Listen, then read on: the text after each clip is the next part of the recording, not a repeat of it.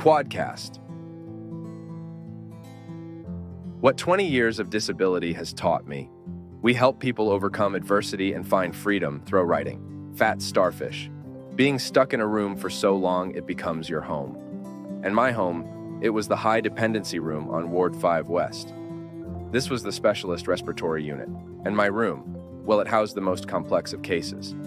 The chronically ill, with quite a few on the verge of death. Also, because of the complexities going on in this room, it was always highly staffed. By that I mean, for a 4-bedroom, there was always 2 permanent nurses, doctors floating in and out, and other nurses always dropping by to lend a hand. This room was, and is no doubt, the priority on the ward. Weirdly, mostly during the day, but not at night. Quite often ICU patients would drop by. It was like the lounge room before the sky. I'd stayed here several times over a 12-year period, and each time was a scary roller coaster in its own way. But of all my vacations here, this was becoming by far the easiest. I guess it was all the outside support, and that I knew what to expect. Old hat, seeing all my old nurses and making friends with new ones, it was just another level of complexity that was added to my circumstance. In fact, I knew some of the nurses very, very well. One in particular, I'd worked with her at my residence for about 8 years. Then, I also knew most of the tracheostomy team very well. They all knew me as the stubborn prick who'd do absolutely anything to stay out of hospital. For me, this again emphasized my feelings of failure. But no matter about the shock or gossip, I just kept to myself. This is mostly what I do in hospitals anyway, and this time while I could barely talk, so this made it all pretty easy. Much like most other times, I played the observer. Particularly in this high dependency room, there's always so much going on. It was like watching television. No, it's better than television. From when I arrived, I remember watching this young girl, maybe 19, who was completely paralyzed from Guillain-Barré syndrome. She'd been in the room and basically bedridden for 6 months. However, she was starting to recover. Movement was returning to her fingers and limbs. For me anyway, it was such an exciting process to see. This is what I'd dreamt about for myself for the past 15 years. To me, this was the most inspiring thing I'd ever seen. I watched her like a hawk, mainly to get physio tips. And it was so lovely to see her loyal mother come in and visit her every single night. Willow became good friends with her. But 7 days later, she headed off to a rehab facility in rural Victoria, which was closer to her home. I'd never say that it was sad to see her go. For her, this was super positive.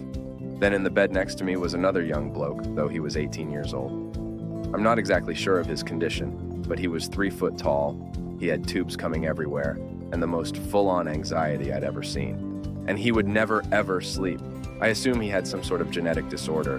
He'd been in the room for 14 months. But OMG, what I will say is that he had the most supportive family ever, who literally had a round-the-clock rotation to spend time with him. And for the record, I became really good mates with his father. This really was a world within a world, one filled with empathy, compassion, and understanding. Watching the humanness flourish, it had created the most beautiful garden. One other character I will always remember is, someone who always referred to himself in the third person, was Big Bob. He was a nightclub bouncer, absolutely covered in tattoos, and he weighed about 230 kilos. No sneeze. Without meaning to be too crude, he was like the fattest bloke I'd ever seen. I'm pretty sure his admission was to do with the stress his weight was putting on his heart and breathing. But regardless of that, his personality was larger than life. He'd talk to anyone and always be laughing. Oddly though, despite his predicament, he didn't really give a fire truck about his health. In a way, this amazed me. He'd rather put up with his afflictions and trademarks rather than try to fix them. One night, and trust me, I had no idea about this sort of thing, Bob fell over while walking to the toilet. So, it was 3 a.m. This 230-kilo man was lying flat on his back in the middle of the room. And trust me, there was no lifting that dead weight, nor could Bob lift himself. Nightmare. A nurse closed all the cubicle curtains as they usually do when there's a disaster going on. But because she was in such a hurry, mine were left a little bit open, just enough so I could see. Now I've got no idea where they came from, but about 15 nurses filled the room. Intense discussions began about how to get this body vertical. I could also hear Bob straining, using all his energy to try and move. Nothing was working. The nurses couldn't even use a hoist because he was too heavy. This dude was a total beached whale. It was so interesting to watch, in a sadist sort of way. Then, with the nurses assisting, there was this rolling idea to roll Bob over near a wall so that he could brace himself and sort of climb up. Again, this failed, even after trying about 5 times. I began to wonder what I would do. After about an hour and a half, no kidding, still nothing was working. This is when the nurses grabbed this giant yellow inflatable balloon thing, then they rolled Bob over on this thing, then blew it up beneath him. It was the most amazing thing I'd ever seen. It was like raising the Titanic. Seeing this fat starfish arise, truly, it brought the biggest smile to my face. It felt like my team had just won the grand final, or seeing the total exhaustion pulsating through Bob's body.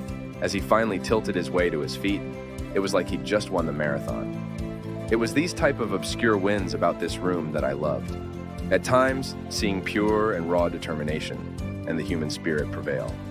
But on the other hand, in this exact same room, I watched pure and unrivaled disaster unfold as well. For instance, Bob passed away 2 months later. I also watched a grandfather live out his final 3 days right in front of my eyes. To see the optimism in his family's faces drain away, pretty much in conjunction with the color in this old man's face. It was horrific. To see his wife, always in pure silence, sit for hours upon hours right by his bedside in deep contemplation. Again, it was horrific. Then watching this complete loudmouth bogan woman being told she was dying from a rare lung disease and only having months to live and completely losing her shit. And I really do mean completely losing her shit. Plus, this happened at about 7 a.m., the whole room full with expletives. At 8,000 a.m., her daughter and partner arrived, both missing teeth and sporting neck tattoos. Well, can I just say that I've never seen 2 people literally collapse from shock. Man, and I mean it, these guys lost it. Again, this was something totally horrific to see, a family totally unequipped to deal with such tragedy. I saw a lot of these similar type tragedies on this stay in the rooms, but obviously I can't list them all. The ones that I have listed, though, these are the ones that affected me deeply. These were some of the main characters in my real-life television program. Some built my resolve, others broke my heart. But finally, and someone I haven't mentioned as yet touched me in a totally different way, in a way that still inspires me to this day. I never even heard his name.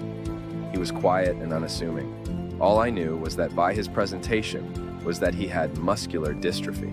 Oh, okay. And being so close, I eavesdropped just a tad. Clearly, I could hear that old mate and his carer had just spent the whole night in ED, and it was now 8 a.m. and they were finally being admitted to the ward. Like me, it was for some chest infection thing. But this isn't what spiked my attention at all. The conversation had swayed to his university studies and how he couldn't afford to spend too much time in hospital because of classes. I was like, WTF, this was the coolest thing I'd ever heard. Here was this dude in a similar health predicament to my own chasing down this massive. And, as we all know how powerful the heart is, well, mine completely lit up upon hearing this. That love, that knowing, that meaning, that purpose. Yep, I'd stumbled across my light in the darkest of places.